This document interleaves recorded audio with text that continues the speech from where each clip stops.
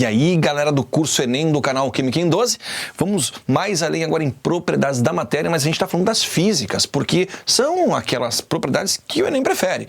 Vamos trabalhar em cima do que ele mais vai, tá, te cobrar com certeza. Pessoal, é hora de falar, ok, das propriedades como solubilidade. Solubilidade segue, ok, orientação nessa frasezinha aqui, semelhante dissolve semelhante. Muitas questões nem que falavam sobre solubilidade, né? Então vamos nos preparar do modo mais completo possível. Vem cá, tá? Semelhante dissolve semelhante. Como assim, Francis, semelhante dissolve semelhante, tá? É semelhança na questão polaridade, tá? Semelhança da questão polaridade. Polar dissolve polar, apolar dissolve apolar. Pegou essa? Polar dissolve polar e apolar dissolve apolar. Bom, galera, quando a gente, por exemplo, pensa na água, né? A água ela é um solvente muito polar. Então, se alguma coisa for dissolvida na água, né? Aquela coisa, aquele soluto, também é polar, né? Intrigante é a questão do álcool, né? O álcool ele se mistura com água, perfeito, se mistura perfeitamente com água, e o álcool ele vai se misturar com a gasolina. Só que a gasolina, tá? Aí é que mora o detalhe, ela não é polar. A gasolina não se mistura com água. Então, a gasolina ela não é polar, tá? Bom, o álcool se mistura com substâncias polares e com substâncias apolares. O álcool, ele tem um duplo perfil. Tem que ter, porque água e gasolina não se misturam. Então, galerinha, o álcool, ele é anfipático, tá?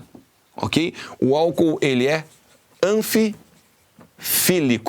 E adivinha qual foi a prova no Brasil que começou a usar esses termos? A prova do Enem, tá? Anfi significa duplo, então o álcool é assim, sabão é assim, detergente é assim, acetona é assim, muitas substâncias são assim, tá? Foco então, ó, polar dissolve polar e apolar dissolve apolar. E quem tem esse duplo comportamento é anfipático ou anfifílico, certo? Vamos além, galera. Essa questãozinha aqui é uma questão muito boa para a gente começar a lidar com a questão solubilidade, tá? A produção de café descafeinado consiste em retirar a cafeína sem alterar muito o sabor original do café. Então, esse processo de retirar a cafeína do café, ok, vai seguir algumas etapas. Essas etapas estão aqui, ó. Primeira, por exemplo, o processo consiste em utilizar um banho de solvente, como por exemplo o acetato de etila, que dissolve bem a cafeína e dissolve muito pouco os outros componentes do café, uma extração. Tá? O solvente utilizado em é retirado através de evaporação e vaporização, né? Pode acontecer uma ebulição nesse caminho ali. Então, usaram o solvente no primeiro caso e depois eles aqueceram e provocaram a evaporação. Assinale a alternativa que indica as propriedades que fundamentam, respectivamente, as situações 1 e 2. O que foi usado em 1, o que foi usado em 2? Vamos lá, tá? Pressão osmótica na 1? Não, né? Passagem do solvente por uma membrana? Não foi cogitado. Esquece. B, solubilidade. Concorda comigo? Tá? Então, se eu coloquei um solvente e ele foi lá e retirou apenas uma substância, é uma extração, é uma dissolução fracionada. Sim, então usamos diferença de solubilidade para a propriedade física, né? E ele cita que a fase 2 foi usado o ponto de ebulição. Totalmente certo, porque quando eu aqueço e alguém evapora, alguém entra em ebulição e outro não, é porque há uma diferença no ponto de ebulição. Letrinha B tá perfeita, tá? E tivemos que usar aí essa interpretação que é o estilo Enem, né, nas questões. Agora uma questão também envolvendo adulteração, envolvendo contaminação. Acompanhe, tá? O uso de álcool na gasolina, uma mistura acima dos 24%, ok, é permitido em lei. Pessoal, o percentual permitido é dado pela questão. Já foi 24, já foi 25, hoje é 27, tá? Não te preocupa com isso, isso é a questão, ela vai te dar. E ela vai comentar o seguinte, como é que eu faço para avaliar se está adulterado ou não, qual é o teor de álcool? Acompanhe aqui, ó. Em uma experiência para a determinação da quantidade de álcool na gasolina, quanto tem de álcool na gasolina, foram colocados em uma proveta 50 ml de água. Então eu venho aqui na proveta, tá vendo ali, ó, e coloco então 50 ml de água. Muito bem, ó. Então esses primeiros 50 ml, água.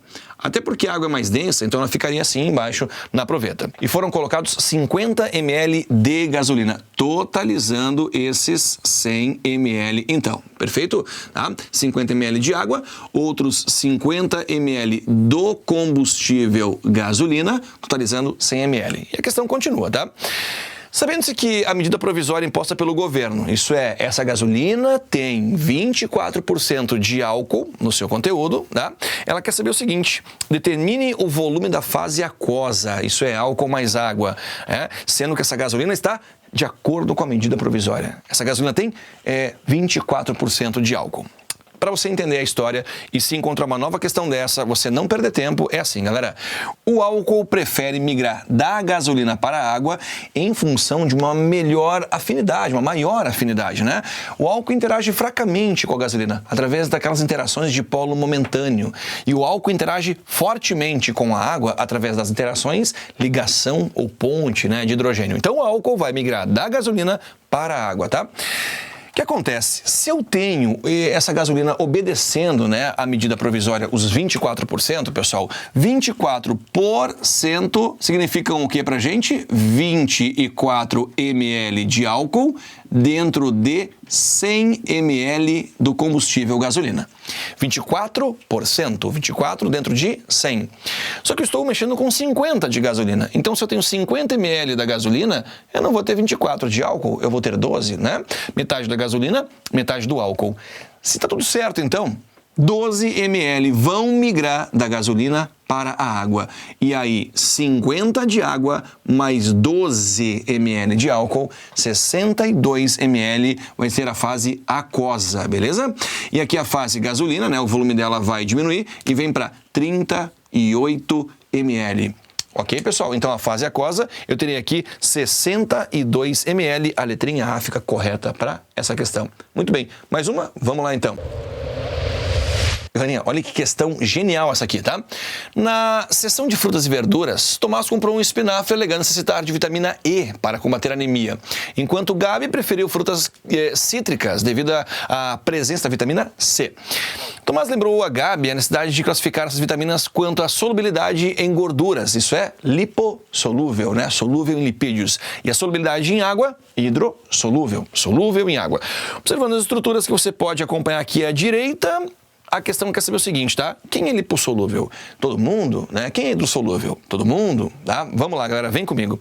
A vitamina C, ela tem várias hidroxilas ao longo de sua estrutura.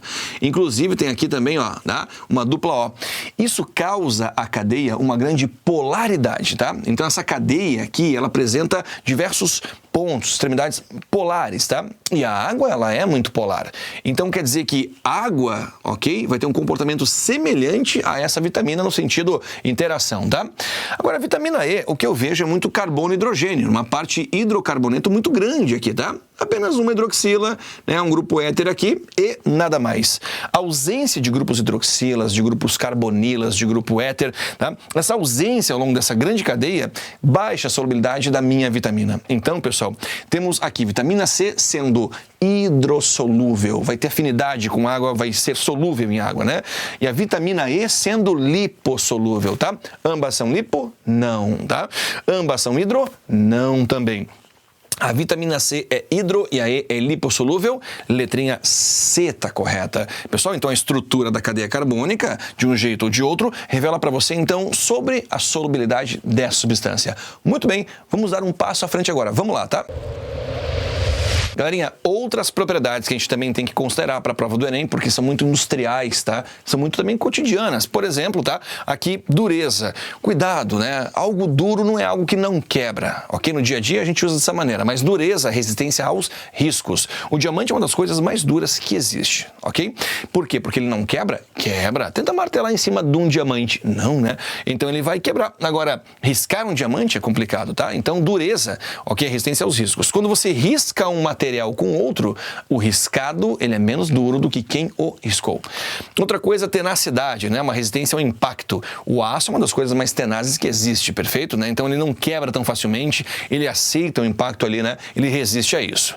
Condutividade elétrica e térmica, né? Então os metais são bons condutores, tem melhores e piores no meio disso, né? Mas galera, a condutividade então elétrica e térmica, ok, é característica dos metais.